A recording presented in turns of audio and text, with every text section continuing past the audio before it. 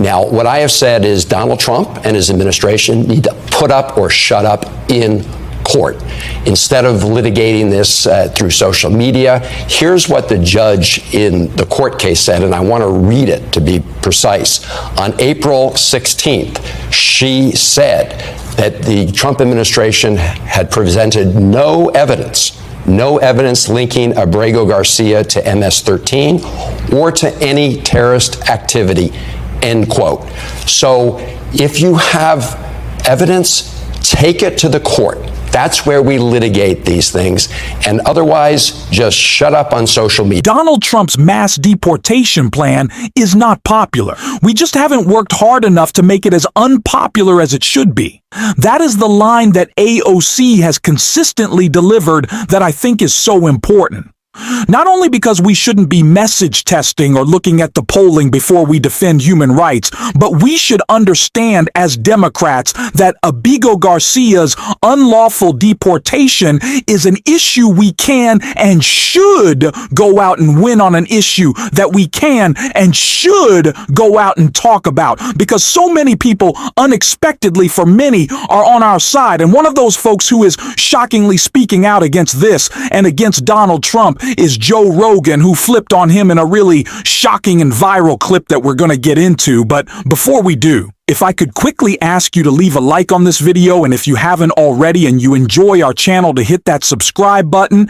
It goes a long way. And it really does mean a lot to me now. Before we get into what Joe Rogan had to say, first I want to hear from Senator Van Hollen, who called out one of Gavin Newsom's statements on Abrego Garcia that I think is important to acknowledge. Let me ask you about the reaction from within the Democratic Party. While some Democrats support you, others say this is not the issue that Democrats should be focused on. Governor Gavin Newsom of California calling Mr. Abrego Garcia's case, quote, the distraction of the day. He argues Democrats are playing right into the hands of President Trump, an issue he wants to be focused on. How do you respond to Governor Newsom?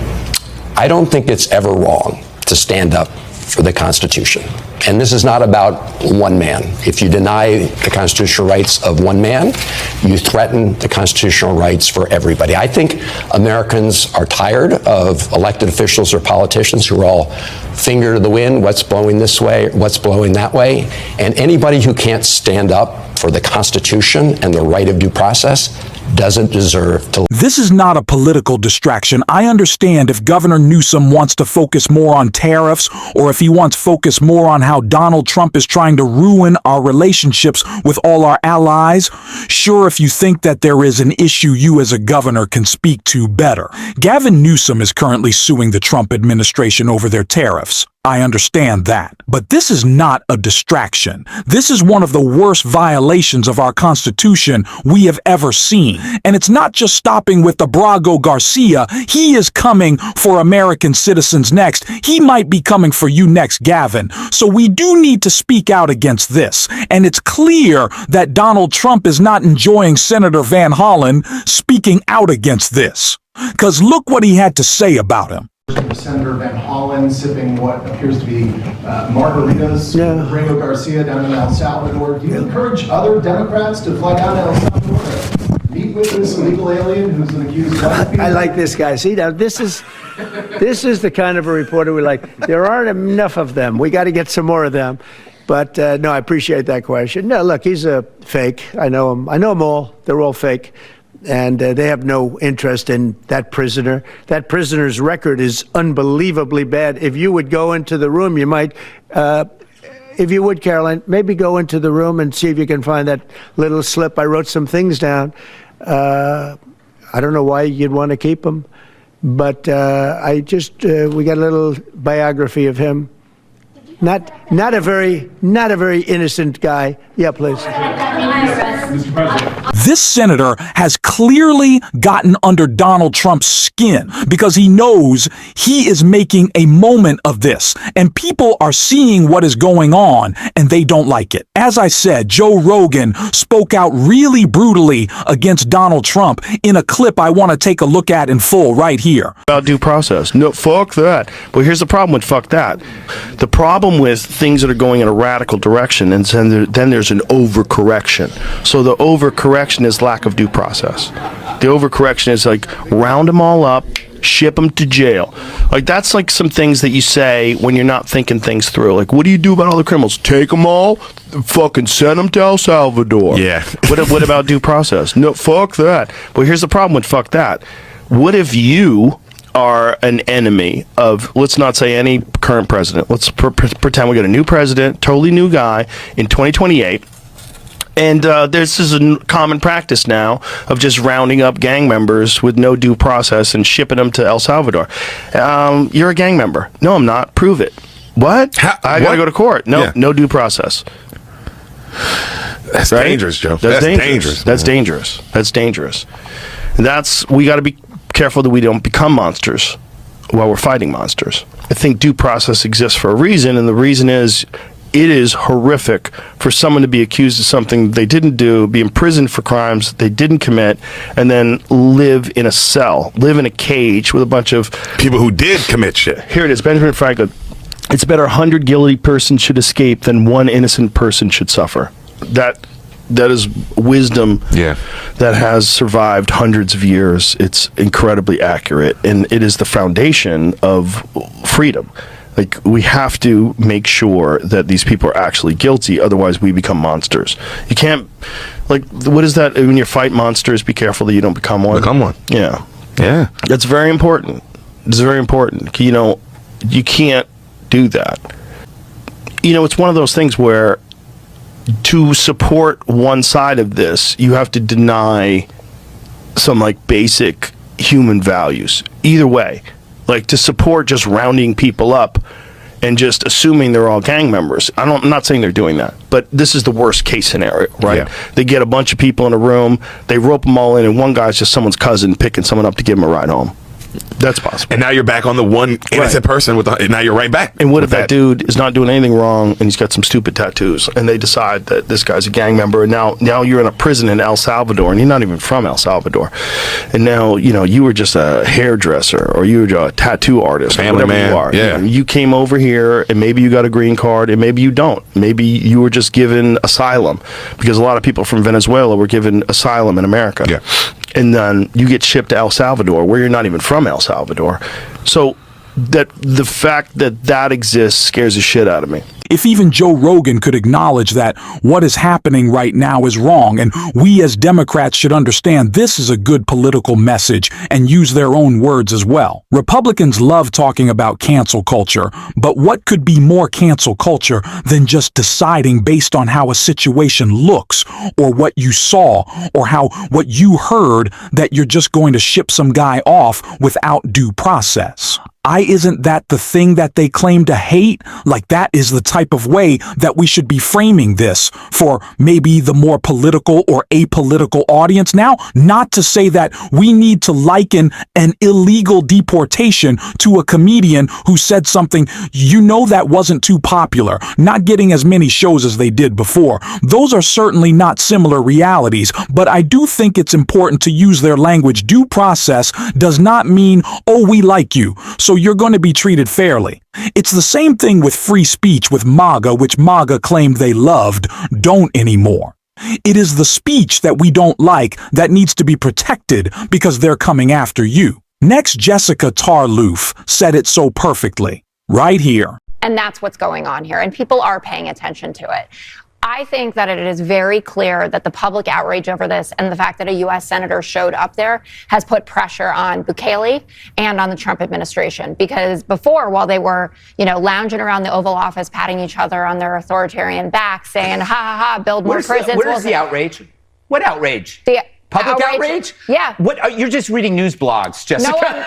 No, you think that the Supreme Court saying 9-0 that his return has to be facilitated, you think this Fourth Circuit opinion written by a Reagan appointee saying this should be shocking? That's not public outrage. Yes, Greg, I'm not just getting this off of some junk on my phone. If you look on the front pages of all of the major newspapers, if you look at every newscast and what they're leading with, it's this story. And you say you always pick one person. You say that to me frequently, and then I come back the next day with someone new. When I said there's a 54-year-old American man that was taken into ICE detention custody. Oh, one guy, he got returned, no big deal. Then I talk about Andre, the gay makeup artist, who, by the way, still has not been convicted of anything, and we don't know what's happened to him. Going down there to try to get well, him? Someone should, whatever why would Chris Van Hollen, though, pick this guy? But why do you pick MS-13 guy and not the gay makeup artist? This isn't an MS-13 guy. If they can do this to Ego Garcia, they can do it to anyone. That is the point. It is not about the character of this man or who he is. It is about making the point very clear that you can't just ship people to El Salvador based on how they look. That is unthinkable, because then it's not based on how they look. It's based on, well, they've spoken out against Donald Trump. Are they destabilizing the country? Are they going to create problems long term? It's what Marco Rubio has said about the students who wrote an op-ed or engaged in peaceful protest. He's saying, well, they might be unsettling the country. And if that's the standard at which Donald Trump gets to ship U.S. citizens to El Salvador, we know that Liz Cheney and Adam Kinzinger, and then roll down the list, they're next. And then again, he can do it to whoever he wants. Because if we don't create, and I don't want to call it a media storm around this, but give it enough attention, then when he starts doing it to American citizens, same people are going to be pretty quiet. And then there's going to be no one to speak out. That's why we have to. And that's why I want to hear more from Senator Van Hollen on Meet the Press this morning. Just returned from El Salvador, as I just laid out, to meet with Mr. Abrego Garcia. You were rebuffed multiple times from entering the prison where he was initially being held. Sacot, he has, as you said, been moved since then to a different facility. Did you accomplish what you set out to on this trip? I did. I had two missions. One was to ask the government of El Salvador to not be complicit in this illegal scheme with the Trump administration and to release him. I made that request to the vice president. They denied that request. My other major purpose was to just see Abrego Garcia, to see if he's alive. Nobody has heard from him since he was disappeared. He tried to make a phone call from the Baltimore Detention Center after he was illegally abducted, but he couldn't do that. So my purpose was to meet with him, to be able to tell his wife Jennifer and his family that he was alive. And despite all the circumstances, he said that his biggest worry was about his family. Well, it was an emotional news conference with his wife standing there with you.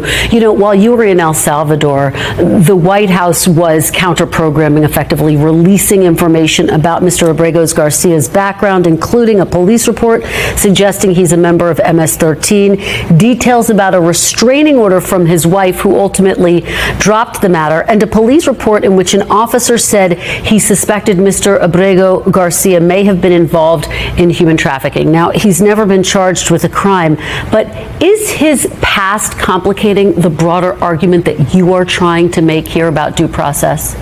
Well, what Donald Trump is trying to do is change the subject. Let's make no bones about that, right? This subject is that the Trump administration is ignoring a Supreme Court order 9-0 to facilitate his return because they admitted in court, the Trump administration, that he'd been wrongfully detained. Now, what I have said is Donald Trump and his administration need to put up or shut up in court.